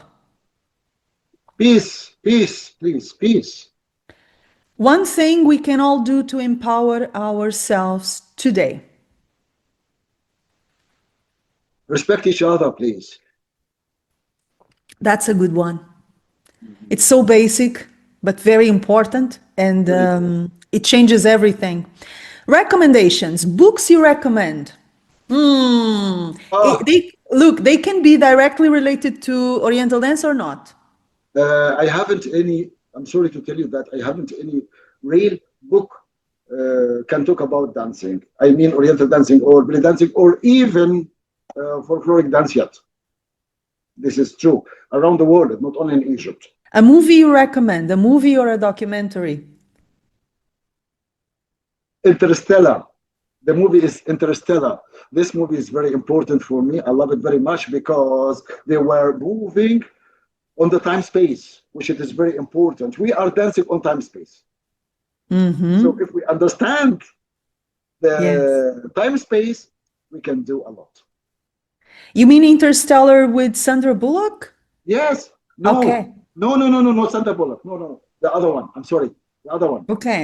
Okay. I'm gonna It's called check it and also Interstellar. Yeah. Interstellar. Yeah. It Interstellar. is another Okay. one. Yes. Music you recommend aside from Om Kulthum, which obviously should be mandatory for everyone involved with Oriental dance. Om Kulthum is a school, so it comes without saying. Aside from Om Kulthum, what would you recommend from music? Kulthum's music are difficult for most of the foreigners who don't understand the Egyptian language, or let me say Arabic language, yes, also. So how can I do something like that? It is difficult. But all of Kulthum's songs are very important and very beautiful. Joanna, you talking about feeling. Without feeling, how you can understand Kulthum's songs or music? مش معقول. Without feeling. مش Impossible. ممكن. Yes. Impossible.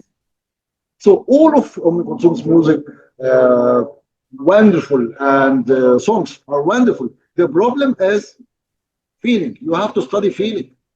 You have to study feeling because I know you know feeling, you understand feeling, but do you study feeling before? This is very important. I will recommend Ali Ismail. We talked about the Reda troupe, so I cannot not mention Ali Ismail. I learned how to love Ali Ismail with Mahmoud.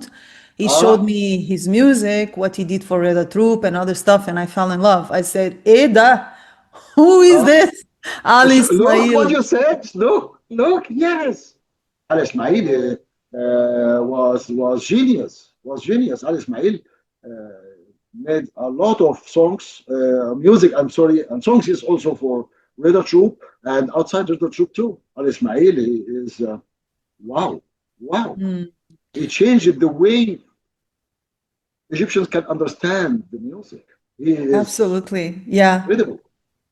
And there is a documentary about him, I think by Al Jazeera. I will But they search didn't for give him it. the right, but they didn't give him the correct position. Actually, Al Ismail, he is higher than we can talk about him. Really, in Yes. music. One word that uplifts your soul.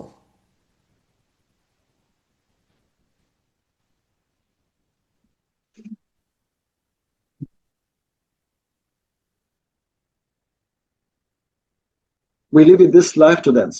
Really, really, Beautiful. Beautiful. We are going really. to close with my guests. That's you asking me anything you want. So I invite my guests to ask me anything they may like to ask me about any subject, anything that you like. And that's how we close the episode. What is the difference between dancing in Egypt and dancing outside Egypt? For you, Ah, real deep. I hope you don't make me cry, which is quite easy. I have an easy laughter and an easy cry. Oh my God. Really, this question jumped to my mind like this now. Yeah, it's a difficult question to answer, because I'm usually good with words and I find it hard to describe what it feels like to dance in Egypt with musicians you have chosen, as I did for such a long time. It's hard to describe. I try to find words and they fail me. I feel, no, this is not it. This is not it. In the lack of a better word, dancing in Egypt with my own musicians, and mind you, they were handpicked by me. I did not go to Egypt with an impresario, with a manager, someone who facilitated things for me. I went by myself and I did every single step by myself, which is crazy. I don't advise it to anyone. And that meant, aside from Mahmoud, my musicians were my family. They were picked by me. I loved them artistically and I loved them personally. They were my protectors because I had no one else protecting me. And you're gonna make me cry. I told you this would would get me. And they gave me their heart every night. Aside from their knowledge and their talent. Sorry. No, it's okay. They gave me their heart, they gave me their soul. You don't find that anywhere else. Not even in other Arabic countries. Before I signed my contract, my first contract in Egypt, I had a contract in Beirut, in Lebanon, with a wonderful orchestra, super professional, but cold. Cold. None of the heart, none of the passion, none of the craziness, none of the talent, none of the soul my Egyptian musicians gave me every single show in Egypt. So, when I moved out of Egypt and I started doing the festival circuit and having to perform without my musicians, I felt naked. I felt I was lost. Yeah, it was really, really hard. And you can never, never reenact the feeling, the adrenaline, the tarab that you experience in those conditions. Doing what you love with people that you love, people who respect you, people you respect, dancing for Egyptians who also happen to respect you, although I don't look Egyptian at all. Okay? It is, aside from marrying my husband, the top. Nothing, nothing in life gets close to it. Ah, Touch my heart. you You got touch me my there. heart. You got me Touch. there. Oh God, I knew this would make me break. Thank you so much. يا أستاذ يا فنان يا مدرس يا جميل. It was huge pleasure to have you here. First time, for sure, not the last time you are going to be at the podcast. I am eagerly waiting for your book. I'm gonna go after you, being a pain in the neck, asking you, when is the book out? When is the book out? Is it out? Is it out? So please be aware, I'm gonna annoy you a lot with this because now I'm curious. I love books. I love to study our dance, You and are an I'm author, sure. yes, also. I know. Yeah. Yeah, Yeah. yeah. So I cannot wait for it. Alf Mabruk in advance. All Thank the you. information about you and how to find you. You have a beautiful YouTube channel. You are on Facebook. You are present on social media. You're very communicative. What is your star sign? Are you a Gemini, Leo, something like that? Oh, You like to well, be, yeah, and you like to shine your communication, your information, your knowledge. It's lovely. I love it. I love this very much because I found that we need to understand everything which is missing, misunderstand, and a lot of mistakes around the world. So I have uh, to help you, to help our community. I love our community very much. Even sometimes, as you too, I believe you face it this sometimes here in Egypt. Sometimes we facing problems with ourselves or through ourselves. Sometimes envy people and something like that. But all the time, where is the real knowledge? That's very important. So for this reason, I'm spreading my knowledge everywhere around. If you love me, hate me, I am here. If you know, I give you more. If you don't know, I'm so glad that I helped you to reach the truth. It is like that. This is Tamer Aziz. Inshallah, the book will be great. You will keep sharing your knowledge with all of us. Thank you once again. This is the first one by English, but the others were by Arabic. And of course, it was here because of the Academy of Arts. But the English one was the beginning for English because I found that we need to let uh, people outside Egypt understand what are we doing. This is very important, yes, also. So for this reason, I Absolutely. made this one, the last one, this one by English. From the beginning Mhm. until I finished, it was by English, which is very important. There is still another one, the story of dancing throughout history. I finished it in Arabic, but I will translate it in English. But after this one published and finished, then the new. It is top secret because if I tell you the name, you will fall in love. Allah. So it is top secret until it's appear. Then the second one it will be the story of dance throughout history. Beautiful. We will be waiting for it. Guys, thank you for joining us. I'm sharing all the information on how to reach Mr. Tamer in the show notes. I'm also inviting you to subscribe to the podcast newsletter and to join us at our upcoming episode. Thank